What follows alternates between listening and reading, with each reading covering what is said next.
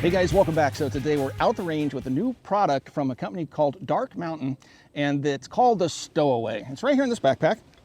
I saw this firearm at the NRA show this year, and I thought it was really interesting. And as the name implies, stowaway, it's meant to be stowed away into a backpack, into a vehicle, just tucked away somewhere in case you need it. Now, keep in mind, this is another example of where I tell folks that every firearm that you own doesn't have to serve a practical purpose. It doesn't even have to serve a tactical purpose. It can just be fun to shoot, or it can just be more practical. Hunting, for example. Trying to survive. A survival rifle doesn't necessarily include getting into running gun battles where you would need something like an AR-15 perhaps. This serves a different purpose. What is it? Well, I'm glad you asked. I'll just show you the bits and pieces here really quick. Here's one half. Here's the other half. And like I said, this is available as a rifle or a pistol. We'll put it together, do some shooting with it here, talk about the features in the video, but this is one of those things that I've always found really, really interesting. This is a single shot firearm. It's a bolt action, does not use a magazine, so you load one round at a time, but what it chambers is really interesting. Although it's multi-caliber, the first cartridge they chose to bring it to market with is really, really interesting. So let's take a closer look at the Stowaway from Dark Mountain. Body armor is one of those things as Americans I feel we should all have. You have an AR-15, an AK, or whatever for a defensive rifle, you should probably have body armor to go along with it. We just came through a pandemic where the entire country was shut down. People were concerned about their own safety. A great passive way to defend yourself and your loved ones is to pick up some body armor. Now, RMA armor is stuff that we've tested extensively here at the Military Arms Channel. Pretty much every ballistics test you've seen recently has been of RMA armor. This stuff has stopped cartridges and bullets. It wasn't even intended to stop. Things like 22-250, a barrel-burning fast bullet, 6.5 PRC. It's stopped it all in multiple hits, and it's also stopped everything it was rated for. Things like M2 armor-piercing ammunition, M855, all that stuff. So very, very good stuff. It's manufactured right here in the United States. Actually, it's made over in Iowa. They have a 33,000 square foot facility where they make their stuff, again, right here in the United States. They have 24 hard armor products like you see here and 2 soft armor products currently. They're also the first company to manufacture a plate like you see here that was designed specifically for the female anatomy and offer it to the general public. Very affordably priced, and again, it's American-made stuff. It's hard not to support them. We've tested this stuff. I approve of it here at the Military Arms Channel. Please swing by, check out RMA Armor if you're in the market for soft or plate armor. So, the Stowaway. This interesting little thing has a very simple stock on it. As I already mentioned in the opening of the video, it is a single-shot bolt-action rifle. The bolt is on the left-hand side of the receiver, presumably for right-handed shooters, because you want to be able to run the bolt, throw a live round in there, close the bolt, all while keeping it shoulder at the ready. And for a right-handed shooter, having a left-handed bolt makes that much easier to do. I've seen Savage, for example. I have a 223 Savage rifle that has a left-hand bolt that's also single-shot. So here's the bolt. And this just drops out, has a little button back here. You push this button, that's what locks it in. You hold that button down, draw the bolt to the rear, it'll come right out the rear. The bolt head is interchangeable, just a simple screw holding it in place right there. And then the head can come off, so you can change the head for different cartridges. It is marked multi-caliber. As of right now, though, it's only available on the website, and all I have available to me is the 5.7 by 28, the P90 cartridge. That, I think, is really, really cool. A little tiny bottleneck cartridge. Looks like a little miniature 5.56, but it's very much a handgun cartridge. And we've talked about it here before on the channel. So the bolt goes in. You just drop the little bolt in very quickly, like that. Then you can take the barrel. It is threaded 1/2 by 28. Has a little hand guard. You just keep the hand guard over the barrel. Has a little index pin on it, much like an AR-15 type barrel. And so you just set that into the receiver, rotate it till that pin drops in and locks in, and then you have a very coarse thread, and you just thread on your hand guard, and that puts the rifle together. Now, as already mentioned, no magazine. Now, on top of this rifle, I do have a new primary arms optic. This is a 1 power that has an ACSS reticle in it. We'll talk more about it in the future, but this thing has unlimited eye relief. That means you can put this thing out on the end of your barrel and you can still see the reticle very easily. You can put this thing 30 feet in front of you and get behind it and still see the reticle. That's a really cool concept. So many times with these little small optics, you want to get really, really short eye relief. You got to get your eye right up on it to have a full picture. Not with this one. Works as a handgun optic, works as a rifle optic. It's daylight illuminated. Here's the buttons on the side. So we'll talk more about that in the future. So 5.7. American Eagle. This is from our friends over at Federal. I do want to thank the guys over at Federal for supplying the ammunition free of charge to the channel. It certainly helps out here. Been shooting Federal my entire life. It's an outstanding cartridge company. They make really, really high quality stuff. So here's the 5.7 by 28. Like I said, just a little bottleneck cartridge. Looks like a little miniature 5.56, but does not have the ballistic performance of a 5.56. But still a very, very cool little cartridge. It's center fire, so unlike a rim fire, it's going to be a little bit more reliable in terms of the ignition. And to load this little guy, you just throw the round in there. It'll line itself up and just close the bolt. You cock the striker, which is part of the safety feature. There is no safety other than cocking the striker. And then you can fire it. Let's see, this thing is zeroed for a suppressor. We'll throw the suppressor on here in a second. Still on. All right, so and then when you run the bolt, just pop it open and it'll flick that empty cartridge right out of the action. So let's go ahead. Leave the bolt open here really quick. I'm going to go ahead and put the suppressor on it. So it is threaded 1/2 by 28. And right on the end, it's going to tell you what the cartridge is for the barrel. So it does say 5.7 by 28 on the end of the barrel there. I know there's a suppressor in here somewhere. Bada bing, bada bang. One of my very old 22 suppressors. So this is a steel and aluminum suppressor. Old school. I've had this thing for over a decade, I think. All right. No need for the ears anymore.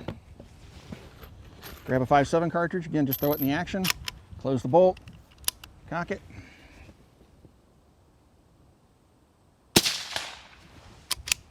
I mean, a box of 50 rounds in 5.7 will actually last a little while shooting a little bolt action like this. And it's just a lot of fun. If you wanted to go hunting, you know, like squirrel, rabbit, small game, this thing would serve that purpose very, very well. I mean, if you neck shoot a deer at fairly close range in a survival situation with the 5.7, you could probably take it down.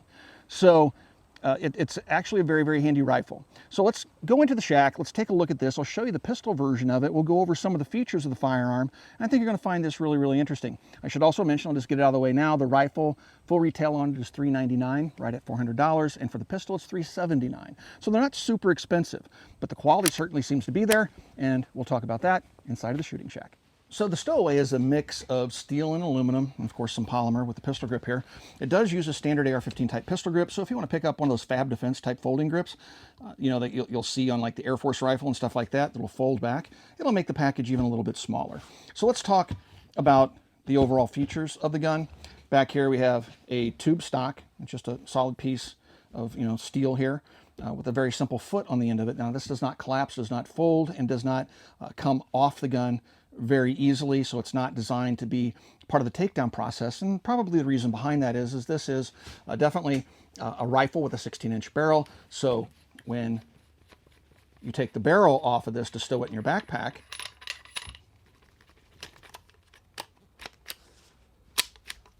I gotta unlock the bolt from the barrel extension. When you go to store it in your backpack, you'll notice that the barrel without the suppressor is about the same length as the receiver with the stock on it. So by folding the stock, you're not really saving any length because you still have to deal with this 16-inch barrel. So that's probably why the stock isn't foldable and doesn't come off very easily.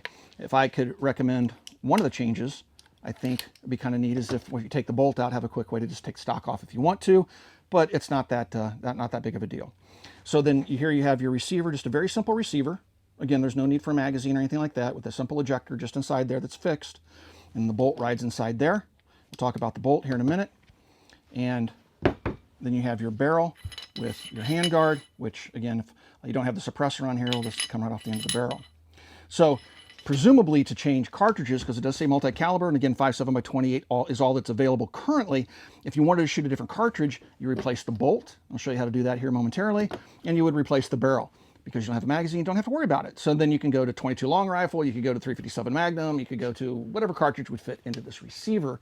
And so it'll be interesting to see what other cartridges they come out with for use with the Stowaway. So, I already mentioned this uses a standard pistol grip from an AR-15, and it has a fairly decent trigger in it. We'll get a trigger pull weight for you.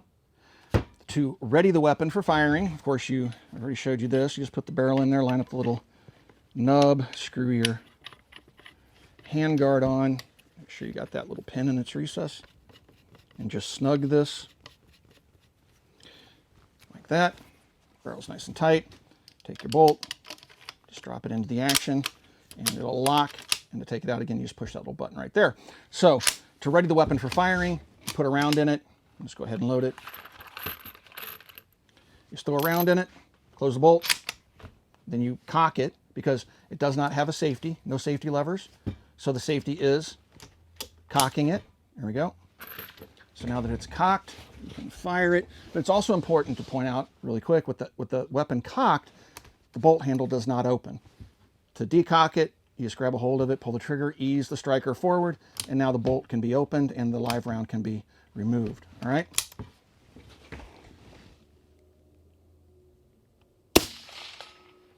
That was 150 yards, that little 5.7. It's like, ding, a little 40 grain bullet. All right, and then again, when you open the bolt, watch it flick that empty. Kicks it right out of there. Now, the reason we're sitting in the shack right now, folks, is because we need to do some range maintenance. The trees have grown up, and I can't, from the bench that we were at outside, I can't see the targets. But this gives you an idea of how to reload and shoot the little guy.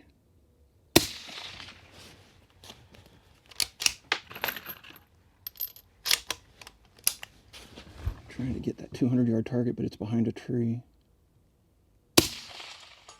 Got it. You can just barely hear it. But that's pretty cool. And in a box of 50 rounds of 5.7 will last forever when you're shooting single shot like this. So that's pretty darn cool. Now, the pistol version, okay? This has all the same features. You have the little screw-off barrel, so you can unscrew the barrel. Just has a shorter barrel. The pistol obviously does not have a stock on it. Now, one of the things, now this is $379 rifle, $399 as I previously mentioned.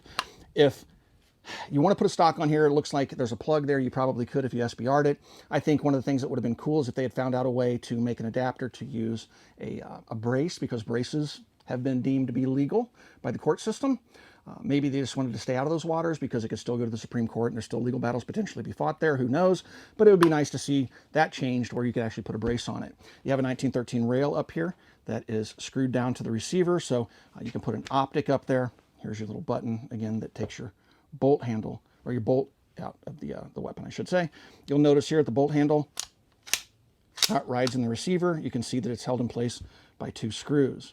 So let's talk about changing cartridges. So we go from the 5.7 to something else when it becomes available. What's involved with that? Glad you asked. Let's talk about that next. Let's go over the safety features of the Stowaway. Now, this is a single shot firearm, so when you cock the bolt to the rear and close it, it's not ready to fire. Matter of fact, when you run the bolt on this thing, it's going to go to the half cock position, which is a safety position where the striker cannot contact the firing pin. All right, as long as you don't pull the trigger, the striker cannot move forward and contact the firing pin. So just running the bolt, it automatically goes to its safe position. Now, to ready the weapon for firing, obviously you have to load it, as we've already demonstrated. Throw a round in, close the bolt, cock it, but as I've already pointed out, the bolt will not open once it's cocked. All right, that's another safety feature. But we have no manual safety, so now if I pull the trigger, the weapon will fire. It is drop safe. So in this half-cock position, it should be safe to drop. You're not going to have to worry about it going off. It's not a super heavy gun, so if it hits something, it's not likely to break its sear and fire. They said they've extensively drop tested the firearm, and it won't fire if dropped, but they also recommend not carrying one in the chamber. Load it when you're ready to shoot, according to the owner's manual. Overall, it's a very safe firearm. Just keep in mind, it does not have a manual safety, and just be aware of the manual of arms when operating it. All right, so on the Stowaway with the 16-inch barrel, we're going to see what the velocity is versus the Stowaway pistol with the 7.1-inch barrel. All right, so we're just using some Federal American Eagle. I believe this is the 40 grain stuff. Yes, this is the 40 grain stuff. We'll go ahead and get this set up. Okay, rifle, yeah, that should be the right velocity, range. All right, first shot.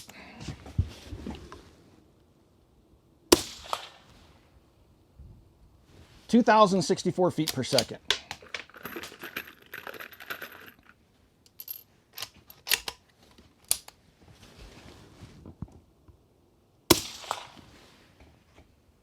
(2135). Woo! Talk about spread. I'll do one more here.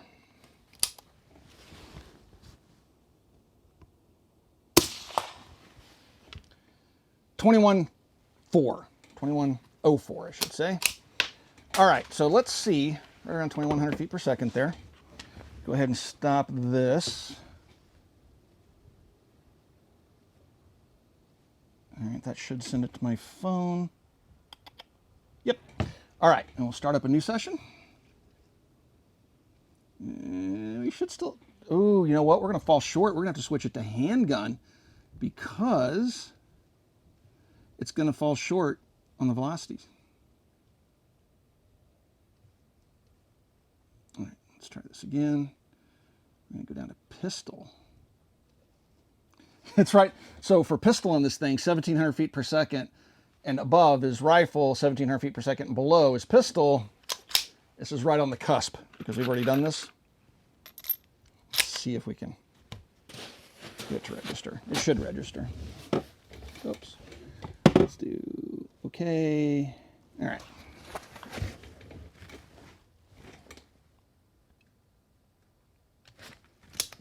Helps to cock it.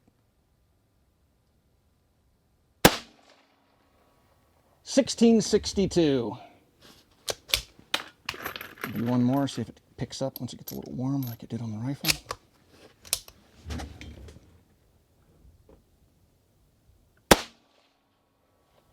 $17.09. So it's right there at the cusp.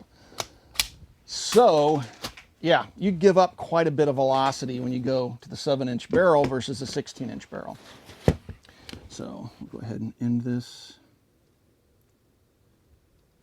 Send it to the phone. So of the two, I would definitely go for the rifle because of its takedown. It's going to fit nicely into a backpack or behind the seat of a car or something like that. It's not going to be overly large, but you're going to maintain that velocity. 2,000 feet per second with a 40-grain bullet, it's going to be pretty effective for hunting small game and things like that, which is what this is going to be good for. And then if you get it in something like 22, you can really shoot this affordably. Now, one thing about 5.7 by 28 you can't claim is that it's affordable. It's still a fairly salty cartridge to shoot in terms of price, but it's a fun cartridge to shoot.